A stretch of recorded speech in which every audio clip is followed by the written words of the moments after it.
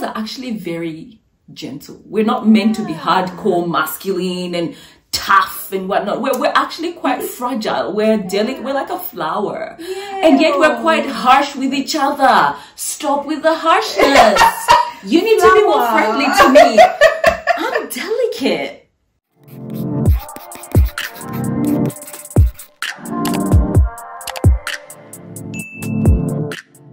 Hey guys, welcome back to another video. In this video, I have got Tadiwa here, a friend of mine, joining me as a guest. And we're going to be talking about why it's so hard to maintain friendships, particularly female friendships in your adult life. We had 22 reasons and we've decided to narrow it down to just 5 because this video will go on for hours, right? I might just put a list of them towards the end of the video, but guys, I hope you're interested. I hope you're a girl that loves friendships because friendships give you life. Yes, big purr. So before we get started, I just want to introduce Tadiwa. You've probably seen her in other videos. Tadiwa, hi. Hi. So you guys know lots about me. I'm just going to ask Tadiwa 3 questions or a couple of questions. If you answer them, she's a little bit private, like get out of my life kind of private. But anyway, Tadiwa, let us know. Let me see. What do you like to do in your free time? Oh, that's a good one. I like reading. Okay. And I like going for walks. Oh, we know that. Yes. Yes. For hiker. Yes. Talents? Ooh. It's a hard one to say, oh yeah, I'm talented. Yes. You know what I'm like, but I can do A, B, C, D, E, F, G. Well, one actually I've been doing a fair bit this year. Well, last year actually, because we're 2024, is sewing. So I do a little bit of sewing in my free time. Oh, yeah. That's good. Another thing she's talented at is actually braiding. So she braids and does hair. Okay, so you guys check her out on Instagram. She does quite good hair. I wish I was that skilled with my hands. But, She's getting there. No, the Lord humbled me. Tell me one thing that you love the most about friendships, as in friendships with other females, sisterhood. What do you love about that? I think exactly that, the sisterhood bit. Like having a friend who can be a sister. And you know when you get to that place where you're so comfortable, things flow, you can just come in tears. It's welcomed. We cry together. You can also come in like, joyous, and that's welcomed, and we love that. So I think just being able to feel safe, I guess, with someone to express yourself. Yeah, like an extension of yourself. Yeah, I feel like there's so many things, so much value that I find in friendships. But I think maybe one that stands out to me is just having someone to bounce things off. True. Having a listening ear to give you counsel, give you advice, and just be able to go through with you through different stages of your life. Awesome. I feel like being married is great, having your mom, your sister, your relatives, that's great. But a friend, it's almost like it's a clean slate that you can start from and just build whatever it is that you desire as a you know, as a team or as a friendship. So I really appreciate that about friendships. But anyway, let's get into the video. Are you ready? Are you ready? Okay, I'm ready. So what's the first one? The first one. This one is common to all relationships, really. But I think it does play a role, is time. I think having time to nourish the friendship. Anything, like, you know, people do say, like, anything that you value, something that you want to see grow, you put time into it. But, you know, adulting, so many other priorities, because life. And it can be hard to have to set aside time for your multiple and different relationships. And so I think that's a big one for me, like trying to be like fit it all in. Yes, and intentional into actually creating the time to like catch up with people, talk to people, make friends. So like we're talking about making and maintaining. But I think it reminds me of that theory where someone said you get what you give and you give what you get kind of thing. So it's almost like a give and take thing whereby if you're gonna put deposits of time and investing time into someone, that person is more likely to reciprocate that. That's Meanwhile, if it's one-sided where it's only one person that's making the effort, then that friendship it might go for a little bit, but then it probably won't last long because it's only one-sided. And I would say personally that I struggle with this one. And that's mainly because, yeah, life takes you on different stages. I've been through a lot. And sometimes you just feel like there is no time and there's no space and you're not in the mental capacity to actually maintain friendships. But what I appreciate about particularly friendships that are established and long-term is that a friend can be with you through stages where you're not able to give the same way. Yeah. However, in the initial stages of the friendship, when you're still establishing things and developing as a, you know, as a friendship, really. Yeah, as a friendship, that time is really quite crucial. Yes. When you're creating time for someone else, you speak that message to the next person. Like, I value you and I want to put time into this friendship. Yeah. So how do you create time? Because I struggle. Like, I've lost friendships because I just didn't put in. I didn't put in the effort. And it's not like I didn't want the friendship. I just was not at the point where I could. And when maybe I was able to do it, maybe the person wasn't available anymore. You know, and that sucks because some people that have come into my life, God puts people in your life for a reason. They've been really good people, but the friendship didn't develop that way. In the vein of trying to make it work, just little efforts. Like, I struggle sometimes to just even call or text, but sometimes just that keeps it going for the time that you're struggling. That's right. Don't you think? Yeah. I think just letting the other person know that you've been thinking about them is one way. Yeah. Another thing that actually I've been trying recently, because I have lots of friends who are everywhere, and we're all leading our busy lives and trying to keep in touch. And so we started doing this thing. It sounds a bit like, that sounds like a chore, but setting reminders every like 3 weeks or a month, being like, call so-and-so or message so-and-so. And so it'll pop up on my screen and I might message that person like, hey, when are you free? And they might not be free for another week or something, but at least now we're thinking about it. We're both trying to fit time and we can catch up. And then the time comes when you catch up, you do like a whole like life spiel. That is so smart. And then we come back again another month. Okay, so that's time. What's the next one for you? I think tolerance. Tell me more. Break it down for us. Break it down for us. I feel like, and I'm speaking from my own experience and just my own personality. And in knowing just the two of us, she has got a higher tolerance level than myself when it comes to people. Give people a little bit more grace and time, I guess, to unveil themselves to you and their true selves before you close the door on them and say, look, this friendship is not going to work, etc. Because at the end of the day, we're all imperfect and we all have shortcomings. Yeah. So I feel like tolerance is a big one, because just like a marriage or any other relationship, it's almost like a tug of war where it's give and take. One day you're in a good mood, one day you're not. One day they're pissed off, one day they're irritable, one day they're not. I might be snappy to you and rude today, but tomorrow I'll come and apologize and say, look, that was a hard day for me. So sorry. I'm sorry. You know, can you forgive me? What have you? It doesn't mean that's a bad person. It just means they had a bad day. And I'm not saying let's condone or excuse bad behavior. Correct. Like I don't. That's a good point. We're not gonna condone bad behavior. We're not gonna condone gossip or negativity. No, but let's. I feel like, but I'm actually speaking to myself honestly. I feel like we need to do a bit better with allowing each other grace. That's true. Appreciating that people are different, and different personalities come in different ways. And what might be, I think, just appreciating people for who they are. Of course, there's certain things that we don't like.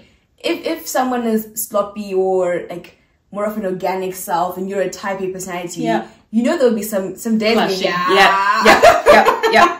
be mindful of that. Be mindful of your shortcomings and obviously their characteristics and personalities. And you know, there's actually beauty in being a bit different. Hey, like in being and having like a different personality to yours. Because you're like, oh, I didn't know that would trigger you off. That didn't mean anything to me, but I think they're showing each other that. And I think our differences sharpen. Help sharpen. As a person, you do get better. Because the things that you're not good at, I might be good at, and you might be able to learn. And the things that you're good at, I might be like, okay, let me try and do whatever she's doing, because she seems to be doing well. We're all on different parts and different stages in our lives. I think when you're back in primary school, you're all about like the same level. You're all doing the same thing. PE, come back, homework, same thing, same vibe. When it's time to play, everyone's playing. Exactly. But I feel like now when we're adults, some people are like following a career. Some people have gone back to uni or some form of schooling. Some people are in like sports, so following a sporting career. So Yeah. it looks different from like a, suppose like a blue collar job or white collar job, whatever it is. Yeah. And so like back to time, the time they have to do certain things. Oh, actually, that's a good one. Having a family, starting a new marriage, having a kid, having kids. Like the amount of time, the amount of time you can spare, or I suppose the type of friendships you're seeking as well are different depending on where you're at. And so, yeah, that's a good one, because honestly, I have lost friendships ever since becoming a mom, and that's because it's just a different life stage. Yeah. All of a sudden, my life is pretty repetitive. I change a diaper, I rock my baby, I feed him, then I try to get some sleep. She does more, guys. She does more. Film videos for YouTube, okay?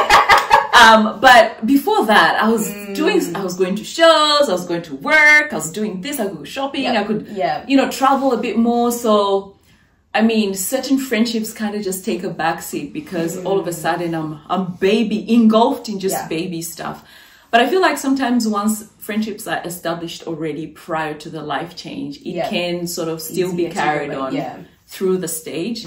However, depending, like if you're single, because I remember when I was single, younger, 23, 24, it was quite hard to establish friendships with married people. Yes. Yeah. For different reasons, and some of them I'll speak about a little bit later, but life stages, it's just different. Some people feel like they relate better to other married people. That's right. All right, so the next one that I think is a big one, which is almost, it's similar to being like having gone through trauma in, you know, when you try to meet a guy and all of a sudden all these insecurities pop up that you didn't know were there. I feel like in friendships, just with girlfriends, sometimes having bad past experiences or negative past experiences can deter you from being able to establish or maintain good friendships in the future. So if you've had someone that's betrayed you in the past, someone that did not support you, someone that backstabbed you, whatever in the past, moving forward, you're a little bit more cautious. You're a bit more guarded. You're a little bit more, you're a little bit more protective of yourself and wanting not to get your heart hurt again, I guess. And that can actually hinder or deter friendships from developing. And I feel like, unfortunately, even just the establishment of the friendship might be affected because you just be like I know I found myself in situations where I'm not making friends. I'm just not making friends because, I mean, it's hard work. We don't know, is it gonna be is it gonna be worth it? Is it gonna be a challenge to try and you know, find middle ground? Like, do I have the energy to actually go through this? So you just say, look, I'm not even gonna attempt it, let alone maintain it. So I feel like past negative experiences can deter us, but I feel like we kind of need to rise above that, because I feel like friendships are worth it and important and needed even. I feel like God created us to exist within a community of different kinds of friendships, parents, siblings, you know, romantic and sisterhood and everything else in between. And just with that, it's a note for us, like amongst the sisterhood, to be kind to each other. Like we say it, but I know it's like it's probably easier than done, but you just think that the stuff you can do to a person has repercussions. Like it can ruin their. It's just like a romantic, like you said, romantic relationships. Like if you've had a bad experience with a guy, your next guy is paying for sins you didn't even know he had committed. You know, it's the same things with friendships. Like same things with friendships. If you do something unkind to someone, I feel like this calls for two things. One, heal your own trauma, so you're not like exhibiting projecting on other people. That's right. And two, show the same grace and kindness to other people, because you don't know what some other people have gone through. Tadua speaks extremely fast, but I hope you got the point. Females are actually very gentle. We're not meant to be hardcore masculine and tough and whatnot. We're actually quite fragile. We're delicate. We're like a flower, and yet we're quite harsh with each other. Stop with the harshness. You need to be more friendly to me. I'm delicate. Last one we have is insecurities, which kind of goes into all the other ones that we've spoken about a bit. If you are not healthy, if you don't have a love for yourself, so true. If you have not fixed what's in here, yes, guys, it just comes out. It just comes out with the way you relate to your girlfriends. All of a sudden, it's hard to be happy for your friend when she succeeds. It's hard to cheer your friend on when she's doing well. It's hard for you to appreciate the strengths that the other person might have because you're feeling insecure. Unfortunately, the other person will start feeling, you know, some kind of way because it's like, okay, did I do something wrong?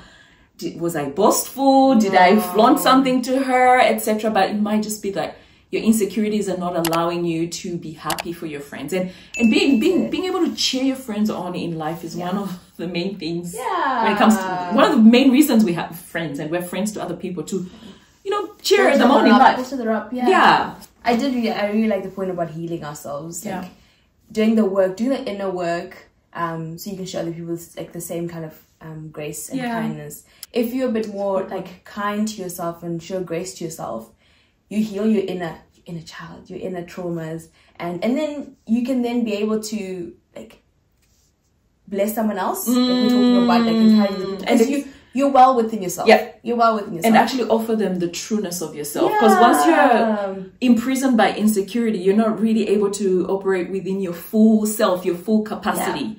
So, ladies, let's go to counseling. That's right. Therapy is great. If you need to go to counseling, let's go. There's no stigma. No. Right. No stigma there. Guys, this video is going to be longer than it's supposed to be. So I hope you enjoyed it. Thanks for coming, love. No, thank you for having me. Good stuff. Good stuff. This is great. You were burning in here. What are you taking? That it was filming. Oh, okay. I just get anxious. Like, if it's not filming, I'm just gonna die. No. Hold on, let's do thumbnail.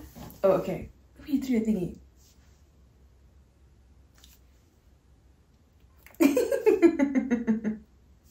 Big prayer. What else are we doing?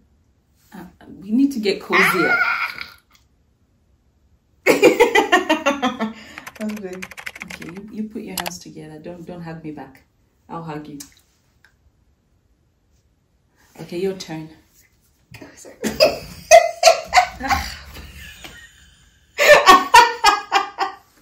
I will not eat today if you continue this. Fasting until midnight. Sorry. We both had a mind block. Just a moment. Just in the line of like being what were we talking about again? We'll be right back. We're back. The point. Yeah, we're back. The point I was going to raise was life stages. Oh god. You better put this in the video. You like rolling your eyes and suggestions. Life stages. Apparently my ones are boring, but Frenchia, do I call you Courtney Darius or do I call you Pete? No, you have to tell us. Actually, I don't know what No, you do know. You do. Deep within, think deep within. I feel. And Tadio has the first one. Ooh. What's the first one? First one is like obvious with, I shouldn't say obvious, but common in all kinds of relationships, and that's time. Hold on, Tadio. Just make sure this thing is so.